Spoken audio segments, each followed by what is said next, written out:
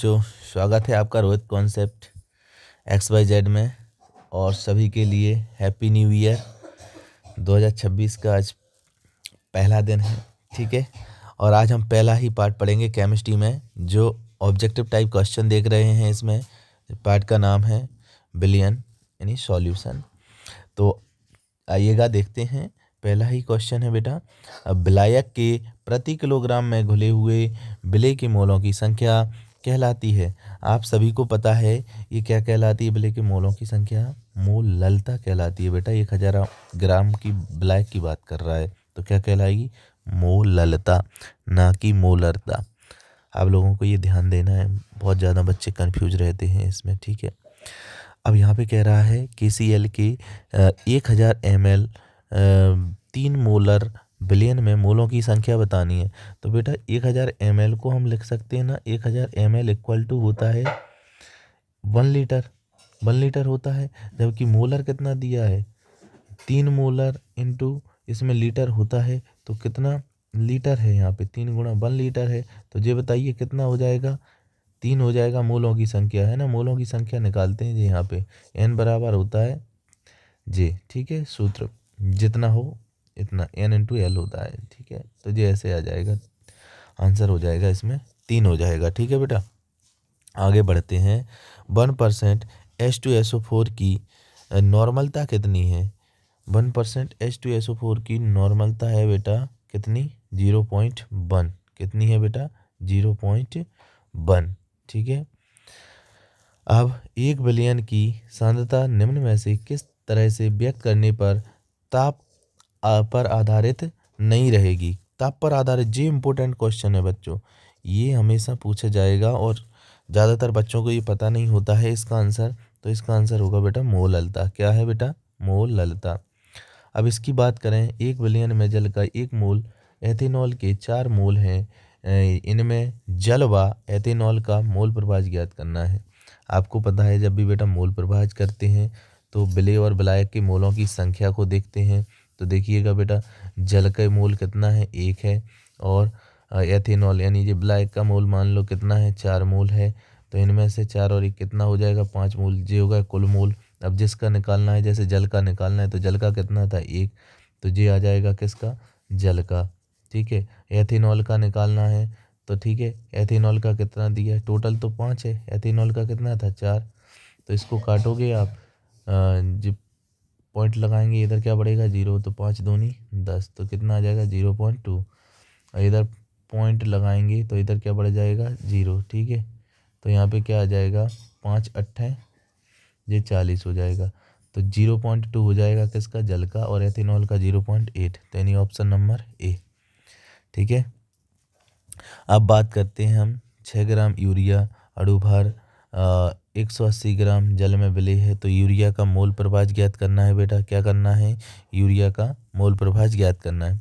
अभी बताया हमने जो मोल प्रभाज होता है, पहले भार बटे अणुभार इसका निकालते हैं। चलो, तो यहाँ पर यूरिया का निकालते हैं। यूरिया का दिया कितना है, 60 है बेटा।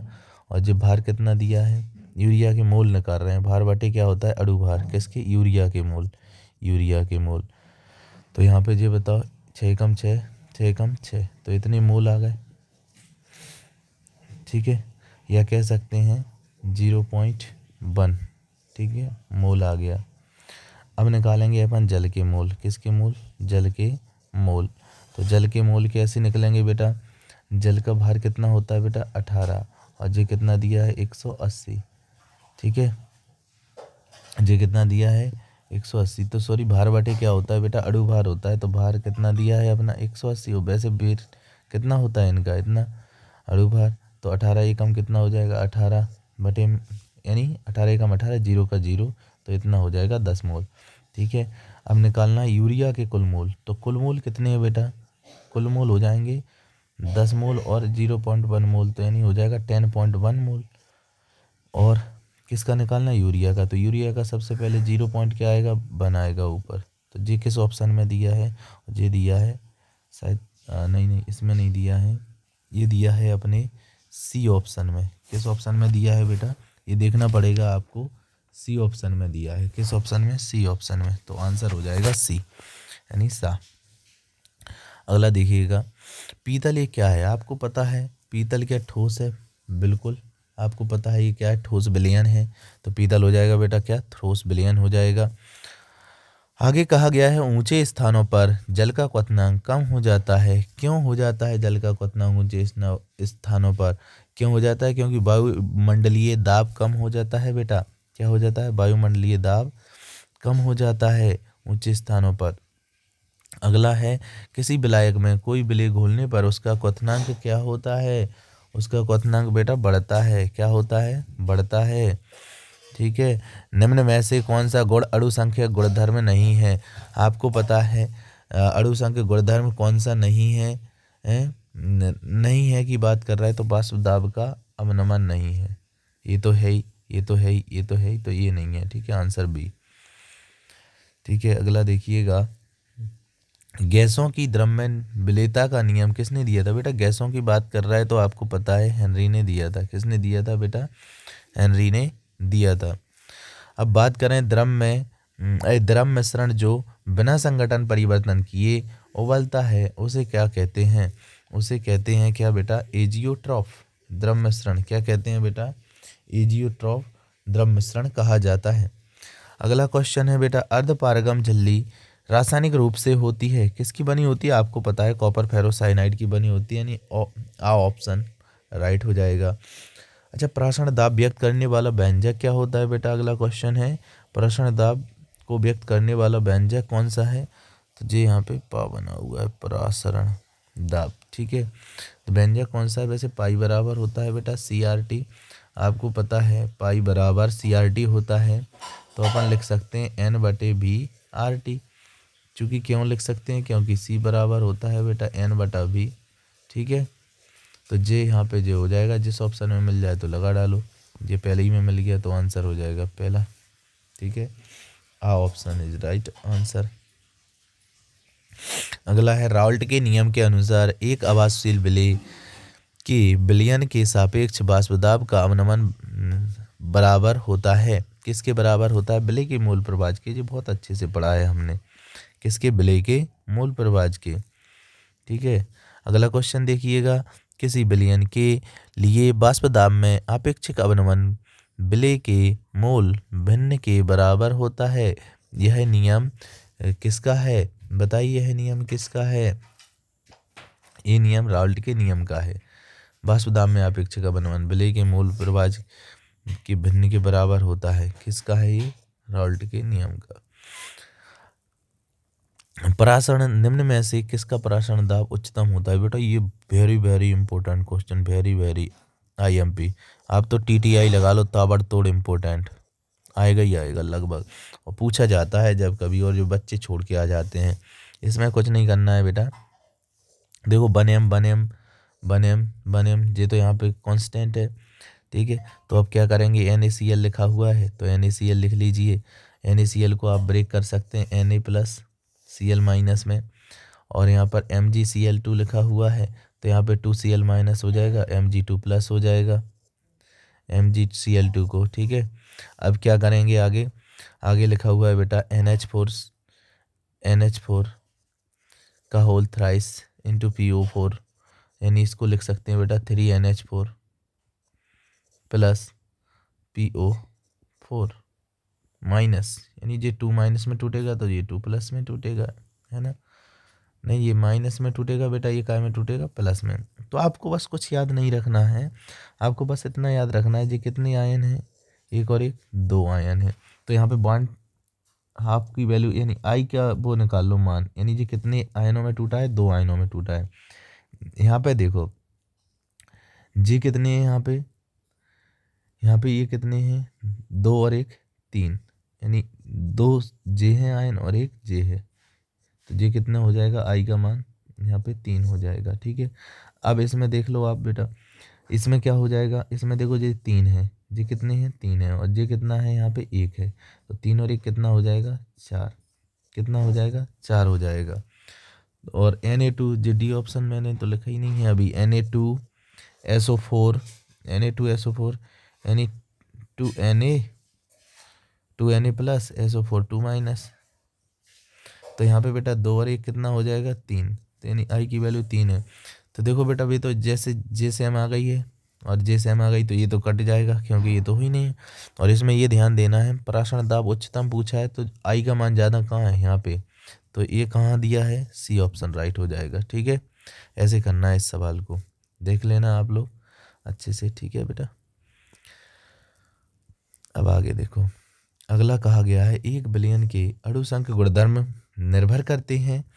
अणुसंख्य गुणधर्म किस कारक पर निर्भर करते हैं, तो ये आंसर हो जाएगा इसका किस पर करते हैं अणुसंख्य गुणधर्म, विलेय के कणों की संख्या पर, विलेय के कणों की संख्या पर, विलेय के कणों की संख्या पर करते हैं, ना कि उनकी प्रकृति पर। ठीक है, विलेय के कणों की संख्या पर। ठीक है, आगे बढ़ें। बेंजीन तथा टोलुइन का मिश्रण बनाता है, बेटा क्या बनाता है बेंजीन और टोलुइन का मिश्रण, ये क्या बनाएगा बेटा, एक आदर्श विलयन बनाएगा, यानी ऑप्शन ए हो जाएगा। ठीक है, एक आदर्श विलयन वह है जो क्या करता है, राउल्ट के नियम का पालन करता है, बिल्कुल सही है। तो राउल्ट के नियम का, जो राउल्ट के नियम का पालन करता हो। और अगला क्वेश्चन देखिएगा, अगला क्वेश्चन देखिएगा आप, इसमें कहा गया है दो द्रवों के स्थिर क्वाथी मिश्रण का क्वथनांक दोनों द्रवों से कम होता है, क्यों कम होता है, क्योंकि वह राउल्ट के नियम से धनात्मक विचलन प्रदर्शित करता है, क्या करता है, धनात्मक विचलन प्रदर्शित करता है। अब यहाँ पे अगला क्वेश्चन दिया गया है 120 ग्राम यूरिया 5 लीटर विलयन में उपस्थित है, यूरिया का सक्रिय द्रव्यमान क्या होगा, आपको पता है कम वजन दिया हो, द्रव्यमान दिया हो वो कहाँ लिखेंगे, ऊपर, और आयतन दिया हो वो कहाँ लिखेंगे अपन, no no no no no, ऐसे नहीं होगा ये। टोटल कितना है बेटा, 120 दिया हुआ है, यूरिया का सक्रिय द्रव्यमान पूछा है, तो यूरिया का वैसे कितना होता है अगर निकालें हम, NH2, इसका सूत्र होता है NH2CO, NH2 होता है, तो इसका पूरा निकालेंगे, N आता है बेटा 14, इसका भार होता है 14, इसका 2 एकम 2 हो जाएगा, इसका 12 होगा, इसका 16 होगा, इसका 14 होगा और इसका 2 होगा, 14 और 2 16, 14 और 2 16, 16 एकम 16, 16 दूनी 32, 16 तीन 48, 12 60, टोटल कितना हो जाएगा, 60 हो जाएगा। तो ये 60 हो गया। कितने लीटर की बात कर रहा है, 4 लीटर की बात कर रहा है, कितने लीटर की बात कर रहा है, 4 लीटर, और यहाँ पे कुछ नहीं होगा। ठीक है, यहाँ पे ऊपर कुछ नहीं होगा क्योंकि लीटर में दिया है, तो 60 दूनी 120 होता है बेटा, 60 दूनी 120, तो 2 बटा कितना आ गया 5, अगर जी ml में होता तो हम यहाँ पे 1000 से गुणा करते। ठीक है, तो 2 बटे कितना हो जाएगा 5 हो जाएगा, अगर 2 बटे 5 हो गया तो पॉइंट लगाएंगे इधर, तो यहाँ पे बढ़ जाएगा 0, तो 5 चौको हो जाएगा 20, इधर क्या आ जाएगा 0, तो आंसर आ जाएगा 0.4, C option is correct answer. ठीक है, अब आगे देखिएगा, इसमें कहा गया है कि, एक सेकेंड बेटा, इसमें कहा गया है कि द्रव में युक्त कौन से राउल्ट का द्रव युग्मों में कौन से राउल्ट के नियमों से धनात्मक विचलन प्रदर्शित करता है, यानी ऑप्शन है एसीटोन, क्लोरोफॉर्म, बेंजीन, मेथेनॉल, जल हाइड्रोक्लोरिक अम्ल, जल नाइट्रिक अम्ल। तो इसका आंसर क्या हो जाएगा बेटा, इसका आंसर हो जाएगा यानी बेंजीन मेथेनॉल, क्या हो जाएगा बेटा, बेंजीन मेथेनॉल।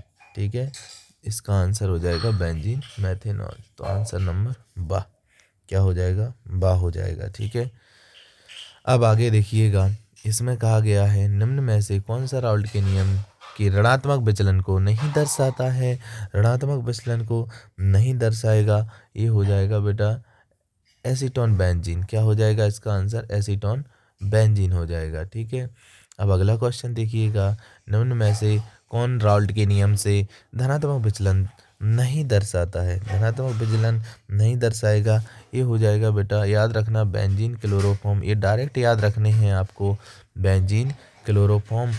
ठीक है, अगला क्वेश्चन देखिएगा, साधारण नमक को जल में घोलने पर जल का क्वथनांक क्या होता है, साधारण नमक को जल में रखने पर जल का क्वथनांक बढ़ जाता है, आपको याद रखना चाहिए, जल का क्वथनांक क्या होता है, बढ़ जाता है। अब आगे देखिएगा, यदि बिलियन का क्वथनांक यदि बिलियन का यदि बिलियन का क्वथनांक यदि बिलियन का क्वथनांक यदि बिलियन का क्वथनांक T1 है तथा विलायक का क्वथनांक T2 है, तो बिलियन का क्वथनांक क्या होगा? तो बिलियन का क्वथनांक क्या होगा? तो बिलियन का क्वथनांक हो जाएगा बेटा, जो अपना टोटल होता है ना, टोटल जैसे अपना विलायक है T2, तो विलायक में इसमें से ये घटा देंगे T1, ठीक है, तो आ जाएगा क्वथनांक। देखो बिलियन का क्वथनांक T1 है, ठीक है, विलायक का J है, तो सीधी बात विलायक में से अपन बिलियन का घटा देंगे तो आंसर आ जाएगा, यानी ये T2 माइनस T1 कहाँ दिया है? सी ऑप्शन में दिया है, आंसर ये हो जाएगा राइट। ठीक है बेटा, अब आगे देखिएगा,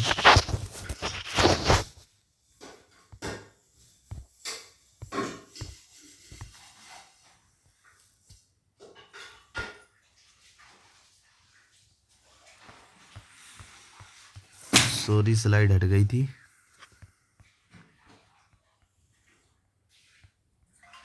हाँ, यहाँ तक आ गए थे हम।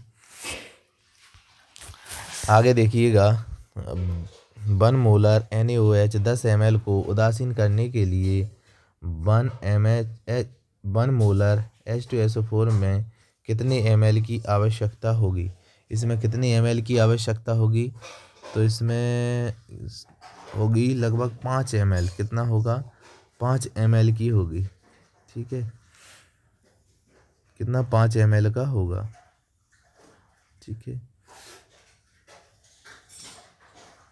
अगला है, यदि निम्न में 1 मोलर द्रव्यमानों विलयनों के परासरण दाबों का मापन किया जाता है तो अधिकतम परासरण दाब प्रदर्शित करेगा। ये अभी निकाला है, आपको पता है, जिसमें आई की वैल्यू ज़्यादा हो तो जिसमें आई की वैल्यू ज़्यादा हो तो क्या हो जाएगा? PO4 हो जाएगा, ये वाला, ये नहीं होगा, ठीक है बेटा। क्या आंसर हो जाएगा इसका?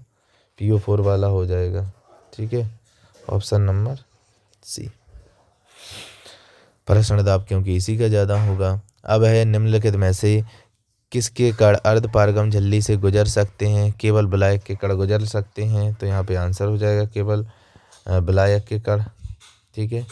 अब अगला ऑप्शन है, अगला क्वेश्चन है, बेंजीन में घुला एसीटिक अम्ल अपनी अणु संहति प्रदर्शित करता है। अच्छा, बेंजीन की बात कर रहा है बेटा, तो बेंजीन लगभग कितना होगा बेटा? बेंजीन में घुला एसीटिक अम्ल, तो लगा लीजिए आप, अणु संहति कितना होता है? 120 होता है, ये तो सब बता सकते हैं, है ना।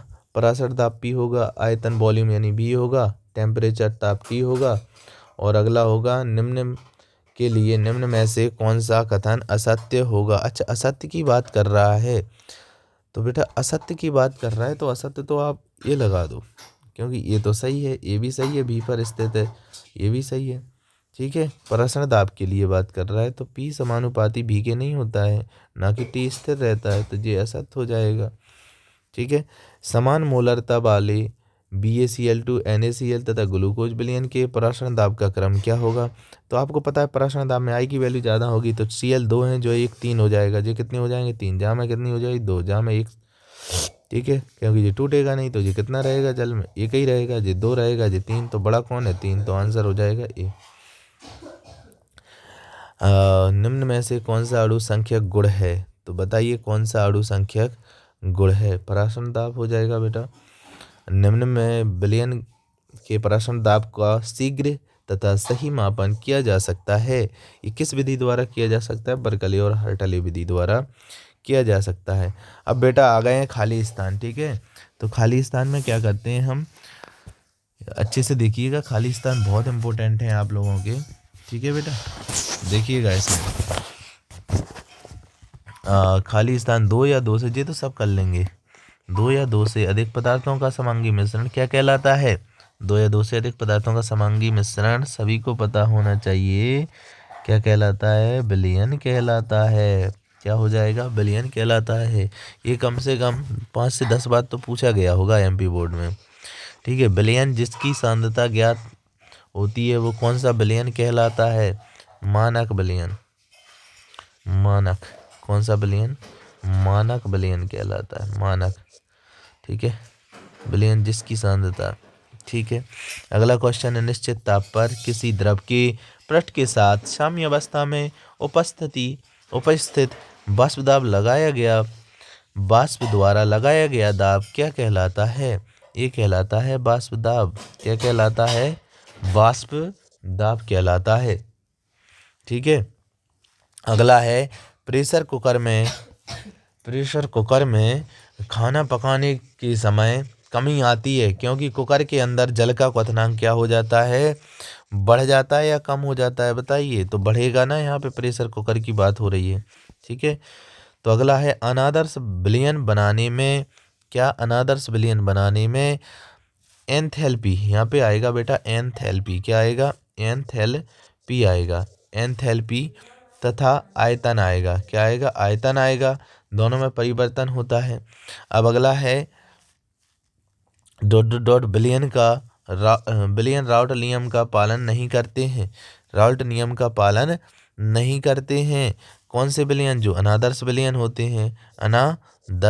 होते हैं। ठीक है। विलियन का वाष्प दाब किसके मोल प्रभाज के समानुपाती होता है?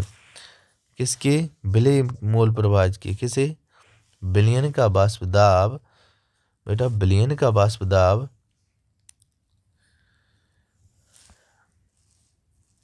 ठीक है, इसका विलयन का वाष्प दाब के विलायक के मोल प्रभाज के समानुपाती होता है। किसके? विलायक के मोल प्रभाज के समानुपाती होता है। अगला है, विलयन का अपेक्षित वाष्प दाब अवनमन विलय के मोल प्रभाज या मूल अंश भी बोलते हैं इसको। ठीक है, बराबर होता है। ठीक है।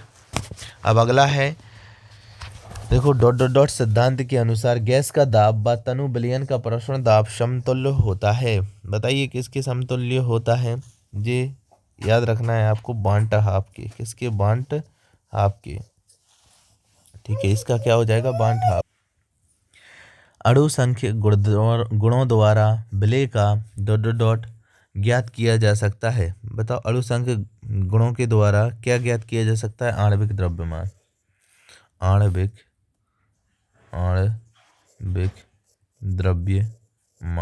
तो इसका आंसर हो जाएगा आणविक द्रव्यमान। अणु संख्य गुण के प्रक्षेपित तथा गणना से प्राप्त मान का अनुपात क्या कहलाता है?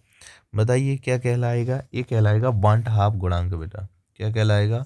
बांट हाफ गुणांक। क्या कहलाएगा? बांट हाफ गुणांक। अणु संख्या गुणधर्म विलयन के निश्चित आयतन में कणों की संख्या पर निर्भर करता है। किस पर करता है? विलय के कणों की। किस पर? विलय के कणों की संख्या पर निर्भर करता है। अब विलयन में निश्चित ताप पर विलय की और अधिक मात्रा नहीं घोली जा सकती तो वो कौन सा विलयन होगा? संतृप्त विलयन। क्या होगा? संतृप्त विलयन होगा, तभी नहीं घोली जा सकती है। अर्धपारगम झिल्ली से केवल विलायक के अणु पार हो सकते हैं, ये आपको पता है। संगुणन तथा वियोजन की स्थिति में अणु संख्य गुण द्वारा निर्धारित विलय के आणविक द्रव्यमान क्या असामान्य, यहाँ पर लिख देंगे असामान्य आणविक द्रव्यमान कहलाते हैं। क्या कहलाते हैं? असामान्य आणविक द्रव्यमान कहलाते हैं। अगला है, विलयन के सभी घटकों के मूल प्रभाजों का योग 1 होता है। आपको बताया था XA + XB = 1 बताया था, तो कितना होगा? योग 1 होगा। और ये याद रखना है डायरेक्ट, ये क्वेश्चन KB की वैल्यू डायरेक्ट याद रखना है। केल्विन KG मोल इनवर्स कितना होगा? तो जी आपको याद रखना है 0.512। ठीक है। और जल का KF की वैल्यू फ्रीजिंग पॉइंट कितना होगा इसका? 1.86। डायरेक्ट याद रखना है ये आपको। ऋणात्मक विचलन वाले विलयन जी उच्च क्वथन क्या दिखाते हैं बेटा? उच्च क्वथन एजियोट्रॉप बनाते हैं। धनात्मक विचलन वाले विलयन जी क्या निम्न बता दें, क्या निम्न क्वथन एजियोट्रॉप बनाते हैं। अगला है, प्रति लीटर विलयन में विलय की ग्राम में मात्रा विलयन की क्या कहलाती है? विलयन की क्या कहलाती है? विलयन की कहलाती है शक्ति, या कह सकते हैं सांद्रता बेटा। क्या कह सकते हैं? सांद्रता। ठीक है। ये डेसी नॉर्मल विलयन की नॉर्मलता कितनी होगी, डेसी का मतलब 10, 1/10 हो जाएगी। ठीक है। अगला है विलयन बनाने की प्रक्रिया ऊष्माक्षेपी, विलयन बनाने की प्रक्रिया ऊष्माक्षेपी पर विलेयता का ताप बढ़ाने से, विलेयता का ताप बढ़ाने से क्या होता है, घटती है। क्या होता है, घटती है। अब अगला क्वेश्चन है, विलयन में जो घटक अधिक मात्रा में होता है उसे क्या कहते हैं, अधिक मात्रा में होता है, बताइए। जो अधिक मात्रा में होता है उसे विलायक क्या कहा जाता है, विलायक। अधिक हो, मैंने कहा था विलात, यानी बहुत अधिक मात्रा में हो वो विलायक, और जो कम मात्रा में हो उसे क्या कहेंगे, विलेय कहेंगे। ये आपको अच्छे से पता है। अगला है एक आदर्श विलयन वह है जो किसका पालन करता हो, यार ये रिपीट हो गया शायद, राउल्ट के नियम का पालन करता हो। क्या करता हो, राउल्ट के नियम का पालन करता हूँ। अगला है विलयन के एक लीटर आयतन में उपस्थित विलेय की मोलों की संख्या, 1 लीटर, जी तो वही कहलाई मोलरता, लीटर आ गया मोलरता। अगर विलायक आता 1 किलोग्राम तो क्या कहलाता, मोलरता। यदि विलायक में विलेय के सामान्य स्थिति में हो तो वान-हाफ गुणांक का मान, तो वान-हाफ गुणांक का मान कितना होगा, 1 होगा बेटा। कितना होगा, 1 होगा। अणु संख्यता सदैव किस पर निर्भर करती है, विलेय के कणों पर। किस पर करेगी, विलेय के कणों पर, विलेय के कणों पर। यहाँ पे आंसर हो जाएगा विलेय कणों पर। जिनके प्रसारण दाब समान होते हैं वे क्या कहलाते हैं, समपरासरी विलयन कहलाते हैं। समपरासरी विलयन कहलाते हैं, समपरासरी विलयन कहलाते हैं। अब अगला है का प्रयोग एंटी फ्रीज के रूप में किया जाता है। बेटा एंटी फ्रीज की बात कर रहा है तो इसमें हो जाएगा एथिलीन ग्लाइकॉल, याद रखना है एथिलीन ग्लाइकॉल, याद रखना आईएमपी है। ठीक है, एथिलीन। किसी बंद पात्र में द्रव के बाष्पीकरण से उत्पन्न दाब उसका क्या कहलाता है, उत्पन्न दाब उसका क्या कहलाएगा बेटा, बाष्प दाब कहलाएगा, बाष्प दाब कहलाता है। क्या कहलाता है, बाष्प दाब कहलाता है। विद्युत प्रवाहित नहीं होती है, कुचालक में नहीं होगी भाई, ये तो याद रखना है, किसमें, कुचालक में नहीं होगी। जल की मोलरता आपको याद रखना है 55.56 होती है।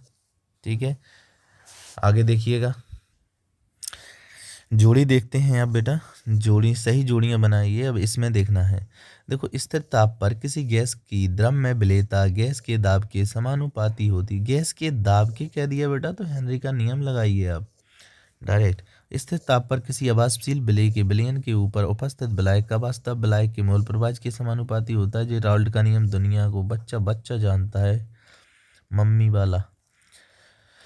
देखो छोटा सा बेबी वाला सवाल है, मतलब है ना। अगला है वे विलयन जो राउल्ट के नियम का पालन करते हैं वो कौन सा विलयन कहलाते हैं, वो आदर्श विलयन कहलाते हैं। वे विलयन जो राउल्ट के नियम का पालन नहीं करते हैं तो बच्चे बच्चे को पता है, ठीक है, क्या कहलाएगा, अनादर्श विलयन कहलाएगा। ठीक है। अच्छा अगला है बेंजीन व टोलुइन का मिश्रण क्या कहलाएगा। बेंजीन व टोलुइन का मिश्रण ये कैसा होगा, पूर्णतः मिश्रणीय द्रवों का युग्म। ये होगा बेटा पूर्णतः मिश्रणीय द्रवों का युग्म हो जाएगा, पहले का आंसर।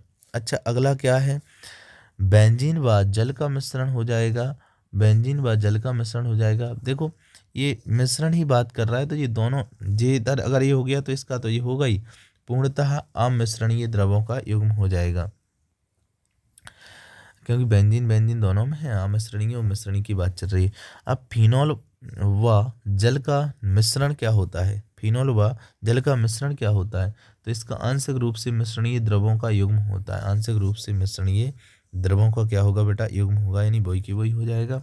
उत्क्रम प्रासरण क्या होता है, जो समुद्र से मीठा जल प्राप्त करना, यही कहलाता है उत्क्रम प्रासरण। ठोस विलयन क्या कहलाता है, ये ठोस प्रावस्था में विलयन कहलाता है। देखो ठोस प्रावस्था में विलयन। अगला है 1 लीटर विलयन में उपस्थित 1 लीटर, अच्छा ग्राम तुल्यांकों की संख्या बात कर रहा है, डायरेक्ट लगाओ नॉर्मलता। 1 लीटर विलयन में घुले पदार्थों की संख्या क्या कहलाती है, 1 लीटर घुले मोलरता, 1 लीटर की बात कर रहा है मोलरता। 1000 ग्राम की बात कर रहा है तो डायरेक्ट लगाओ मोलरता। और ग्राम सूत्र द्रव्यमानों की संख्या लगाओ, क्या फॉर्मलता, फॉर्मलिटी की बात कर दी तो फॉर्मलता, तो आंसर क्या हो जाएगा इसका फॉर्मलता। आगे बढ़िएगा भाई, ये बहुत ध्यान से, है ना। पहला है, अब बताइए नॉर्मलता का सूत्र क्या है यहाँ पे बताइए। तो पहले का मेरे हिसाब से हो जाएगा ग्राम तुल्यांक, कहीं दिख रहा है नॉर्मलता ग्राम तुल्यांक को कहते हैं, तो भाई नॉर्मलता का यही हो जाएगा, ठीक है। और इनमें से सबसे अलग देखो, मोलरता का तो सभी को पता है, यानी बांट हाफ गुणांक का बताइए आप। बांट हाफ गुणांक का हो जाएगा, आपको पता है अलग ही दिख रहा है, अणु संख्या गुण, तो इसका यही हो जाएगा अणु संख्या गुण का प्रक्षेपित मान, यही हो जाएगा ना ये वाला, ठीक है। अब अगला देखिएगा, मोलरता की बात करें हम, मोलरता की बात करें तो तीसरे का हो जाएगा ग्राम प्रति लीटर, यानी विलेय, ये वाला ग्राम प्रति लीटर विलयन में विलेय का द्रव्यमान बटे विलेय का ग्राम आणविक द्रव्यमान हो जाएगा। अब जो बचा है उसका आंसर वही हो जाएगा, ये वाला हो जाएगा, है ना, क्योंकि विलायक का आ गया है।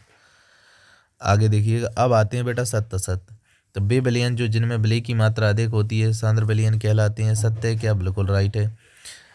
वह विलयन जिसमें विलेय की और अधिक मात्रा विलेय की जा सकती है असंतृप्त विलयन कहलाता है, क्या, बिल्कुल राइट है।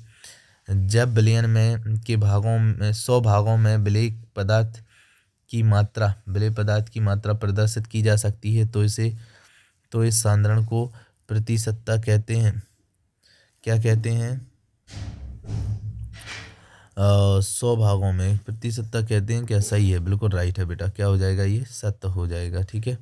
अब अगला देखिएगा, अगला है विलयन कि 1 लीटर में उपस्थित विलेय की मोलों की संख्या या ग्राम अणुओं की संख्या नॉर्मलता नहीं, बिल्कुल नहीं कहलाएगी। तनु विलयनों का सांद्रण ग्राम अणु भिन्न या मोल भिन्न के रूप में व्यक्त किया जाता है, तो ये सही हो जाएगा। अच्छा, एसीटोन की बात करें, एसीटोन व कार्बन डाइसल्फाइड विलयन ऋणात्मक विचलन प्रदर्शित करते हैं, क्या जी ऋणात्मक विचलन प्रदर्शित करेंगे, क्या नहीं करेंगे, बिल्कुल नहीं करेंगे। अगली बात करें हम, HNO3 व H2O धनात्मक विचलन प्रदर्शित करता है, क्या, ये भी नहीं करेगा बेटा। ये परासरण दाब, ये उदाहरण याद कर लेना धनात्मक और ऋणात्मक विचलन के, ठीक है। परासरण दाब वह द्रव स्थैतिक दाब है जो विलायक के अणुओं के विलयन में प्रवेश होने से रोकता है, क्या करता है, प्रवेश होने से रोकता है, ये सही हो जाएगा, ठीक है। अगला है मोलल विलयन की क्वथनांक में होने वाली वृद्धि मोलल उन्नयन स्थिरांक कहलाती है, तो ये हो जाएगा बेटा सत्य, क्या हो जाएगा, सत्य हो जाएगा। हिमांक में अवनमन वह है जो एक मोल विलेय को 100 ग्राम विलायक की बात कर रहा है, तो ये विलायक में घोलने पर होता है, क्या ये होता है, बिल्कुल सही होता है, बिल्कुल राइट है। आगे बढ़िएगा, अब आते हैं अपने बेटा लास्ट हैं एक वाक्य के उत्तर हैं। इसमें कहा गया है प्रति लीटर विलयन में विलेय के ग्राम तुल्यांकों की संख्या, आओ तेरी कितना लॉलीपॉप सवाल, ग्राम तुल्यांक की संख्या नॉर्मलता, ये तो बच्चा वाला, ठीक है, नॉर्मलता। अगला देखो, प्रति लीटर विलयन में विलेय के मोलों की संख्या क्या कहलाती है, प्रति लीटर विलयन में तो मोलरता कहलाएगी बेटा, क्या कहलाएगी, मोलरता, जाए बड्डी एम से प्रदर्शित करते हैं। 10⁻6 भाग तो जो ppm कहलाती है, बिना देखे ppm, ठीक है। और अगला, विलयन के किसी घटक के मोलों की संख्या तथा विलयन के सभी घटकों के कुल मानों का अनुपात क्या कहलाएगा, मोल प्रभाज कहलाएगा, क्या कहलाएगा, मोल प्रभाज कहलाएगा। मोल प्रभाज को x से व्यक्त करते हैं। अगला है विलायक के अणुओं का कम सांद्रता के विलयन से अधिक सांद्रता के विलयन की ओर अर्धपारगम झिल्ली से होने वाला स्वतः प्रवाह क्या कहलाता है, परासरण कहलाता है, क्या कहलाता है, परासरण कहलाता है। अगला है द्रव स्थैतिक दाब जो अर्धपारगम झिल्ली से विलायक का प्रवाह रोकता है, वो क्या कहलाता है, स्थिर क्वाथी द्रव। अच्छा, द्रव स्थैतिक की बात कर रहा है तो ये हो जाएगा बेटा परासरण दाब हो जाएगा, क्या हो जाएगा, परासरण दाब हो जाएगा। अब विलयन जो संगठन बदले एक ही ताप पर आश्रित होता है, तो एक ही ताप पर की बात कर रहा है तो स्थिर क्वाथी मिश्रण क्या कहलाएगा, स्थिर क्वाथी मिश्रण कहलाएगा, स्थिर क्वाथी मिश्रण कहलाएगा। विलयन का क्वथनांक शुद्ध विलायक से अधिक होना क्या कहलाता है? ये कहलाता है क्वथनांक में उन्नयन। क्या कहलाता है? क्वथनांक में उन्नयन। क्वथनांक में उन्नयन। क्वथनांक में उन्नयन को डेल्टा टी बी से व्यक्त करते हैं। ठीक है। अब वह गुण जो विलेय के कणों की संख्या पर निर्भर करता है, ये तो आपको पता है, अणु संख्यक गुण। ठीक है। अगला है विलयन में विलेय की मात्रा कम होने पर विलयन कहलाता है। कौन सा विलयन कहलाता है बेटा? तनु विलयन। तनु विलयन कहलाता है। ठीक है बेटा। तो कैसी लगी आपको ये वीडियो बताना आप, और लाइक ज़रूर किया करो जब वीडियो देखते हो। ठीक है। और चैनल को सब्सक्राइब कर देना। और ये 2026 1 जनवरी सुबह वीडियो बना रहे हैं आपके लिए 6 बजे। ठीक है। तो सभी के लिए हैप्पी न्यू ईयर, और आप सभी के जीवन में खुशियाँ ही खुशियाँ आएँ, यही हमारी कामना है आप सबसे। ठीक है। धन्यवाद। मिलते हैं अगली वीडियो में, तब तक के लिए बाय।